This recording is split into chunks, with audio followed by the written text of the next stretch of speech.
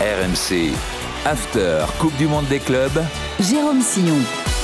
Salut à tous, bienvenue dans l'After Coupe du Monde des clubs, à écouter sur toutes les plateformes, à regarder sur la nouvelle chaîne After Télé. RMC, c'est la radio officielle de la Coupe du Monde des clubs. Tous les matchs à vivre en intégralité sur la radio digitale RMC 100% Coupe du Monde des clubs de la FIFA. On vous présente les 32 équipes de la compétition et aujourd'hui on part à la découverte d'un des adversaires du Paris Saint-Germain, l'une des équipes les moins connues de cette compétition, le Seattle Sounders Football Club, avec Loïc Moreau. Salut Lolo. Salut Jérôme, salut tout le monde. Et avec notre invité intermédiaire numéro 1 entre la MLS et l'Europe, c'est Jérôme Méhari avec nous. Salut Jérôme. Bonjour à tous, ravi d'être là. Alors, le Seattle Sounders s'est qualifié parce que lui, il a gagné quelque chose. C'est la CONCACAF Champions League en 2022. C'était face aux Mexicains du National, du club universitaire national, ce qu'on surnomme les Pumas. C'est un club qui est donc devenu le premier club de MLS à remporter la version revisitée de cette CONCACAF Champions League.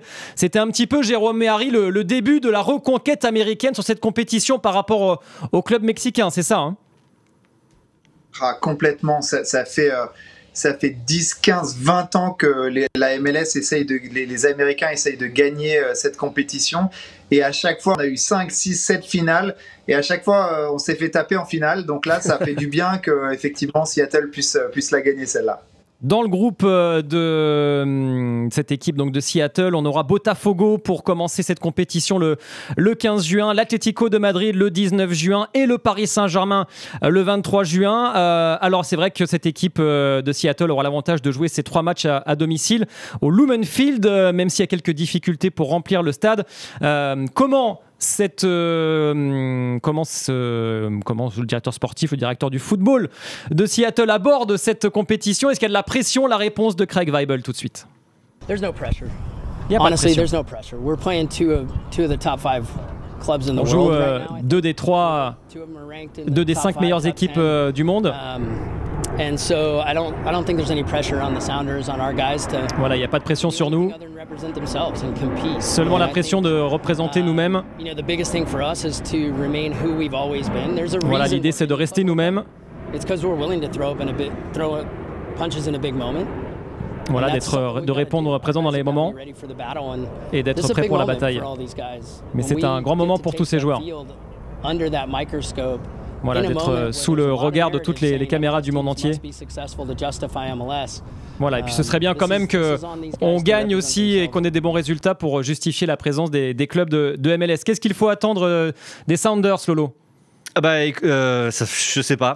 C'est une bonne question. Non, mais effectivement, tu l'as dit, ils ont cet avantage qui est quand même assez incroyable de pouvoir jouer leurs 3 matchs à domicile. Et c'est vrai que je parle sous le contrôle de Jérôme, mais le Lumen Field, c'est l'un des plus belles écrins qui est en MLS et l'une des plus belles ambiances aussi. C'est vrai que Seattle, c'est une vraie ville de soccer pour le coup. C'est une vraie ville de sport en général, mais il y avait eu notamment la disparition de la franchise NBA, les Supersonics à l'époque, et ça a laissé un creux. Et c'est vrai que le soccer s'y est engouffré à la fin des années 2000, et depuis on a une franchise qui fait partie des plus performantes, que ce soit à l'échelle nationale et on l'a dit à l'échelle internationale, puisqu'ils ont remporté la CONCACAF Champions League. Donc il faut voir. Après, c'est un groupe super chaud pour eux. Botafogo, c'est chaud, en plus c'est leur match d'ouverture de la Copa Libertadores. Voilà, et puis après t'enchaînes avec l'Atlético de Madrid et les champions d'Europe en titre, le Paris Saint-Germain.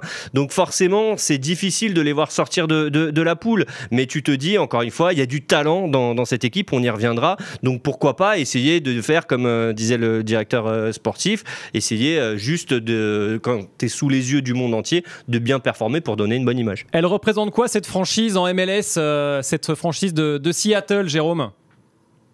Ouais, je vais reprendre plein d'arguments de Lolo, mais effectivement déjà le stade, c'est un stade monstrueux, et ce qui est extraordinaire, c'est qu'ils arrivent à le remplir pratiquement à chaque match. Ils sont en moyenne entre 47 et 55 000 de attendance à tous les matchs, donc c'est quand même assez extraordinaire.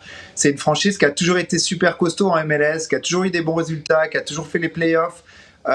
C'est une franchise qui est là depuis longtemps, avec un coach qui est là depuis longtemps. On avait même un coach français, Jimmy Traoré, qui était là, qui est maintenant à Monaco, mais qui a fait super boulot là-bas. Et c'est vraiment une franchise équilibrée. C'est-à-dire qu'effectivement, on n'a pas de stars, mais il y a beaucoup de très bons joueurs. Et je pense que le premier match contre Botafogo, c'est le match le plus important. Si tu le perds, t'es foutu. Si tu le gagnes, tu dis t'as peut-être une chance et tu peux aller la pousser contre l'Atlético, peut-être le PSG qui est fatigué. Je pense que vraiment le premier match, c'est un match de play-off pour Seattle.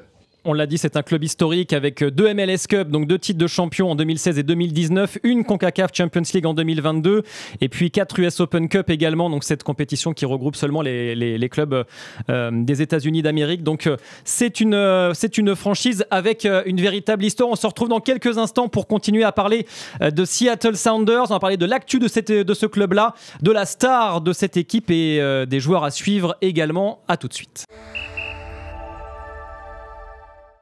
On est de retour dans l'After Coupe du Monde des clubs spécial Seattle Sounders avec Jérôme Méhari, avec Loïc Moreau. L'actu de ce club-là, Lolo, c'est que c'est un club aussi qui proteste contre la répartition des gains, des dotations de la FIFA vers les clubs de MLS pour cette compétition, pour la Coupe du Monde des clubs.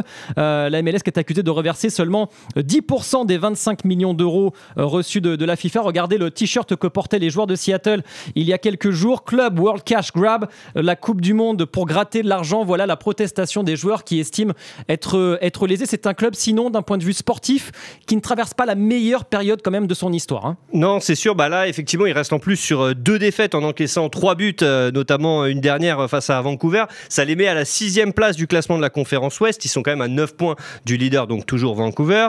Donc pour l'instant, ils sont quand même virtuellement qualifiés pour les playoffs, mais ils ont été éliminés en plus par le futur vainqueur, les Mexicains de Cruz Azul en 8e de finale de la CONCACAF Champions Cup. Donc c'est vrai que pour l'instant, on n'est pas sur la meilleure saison des Sounders, mais c'est vrai qu'en plus c'est une équipe qui a toujours, de par peut-être son histoire aussi, été capable d'élever un petit peu la voix quand il y a eu des problèmes, notamment tu le disais, la répartition là, de l'argent de la Coupe du Monde des clubs chez les joueurs. Il y a quelques années, le Casey Keller, l'ancien gardien américain, était aux Sounders et avait menacé de faire grève aussi pour la répartition des salaires des joueurs. Donc c'est un club assez engagé, Seattle.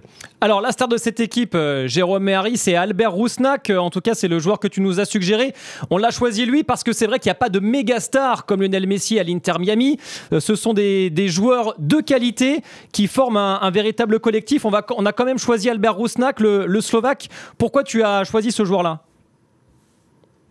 C'est un joueur qui est depuis pas mal de temps en MLS. Il était à Salt Lake avant et il a toujours été décisif. C'est un milieu de terrain qui a toujours eu ses 10 passes décisives, 10 buts. C'est un joueur qui est solide. Mais effectivement, il n'y a pas que lui. Mais lui, il est là depuis longtemps et c'est vraiment un bon joueur qui aurait pu jouer en Ligue 1, tu vois. Donc c'est pour ça que j'ai suggéré ce joueur. Après, effectivement, c'est pas une star en MLS, mais c'est vraiment un joueur complet. Il y a aussi, on peut parler aussi des frères Roldan, qui sont des internationaux américains. Il y a un latéral camerounais qui s'appelle Nohou, qui a eu des offres en France, en Ligue 1, plusieurs offres. Il y a Jordan Morris et Jesus Ferreira. Alors Jordan Morris, c'est un international américain qui est malheureusement un peu blessé, et Jesus Ferreira, c'est pareil, il a eu des offres en Ligue 1, c'est un attaquant international américain qui est un peu moins bien cette année, mais en fait il y a plein de bons joueurs. Pour moi, Seattle, c'est une équipe qui pourrait presque survivre en Ligue 1, tu vois, là où à Inter Miami ça serait compliqué.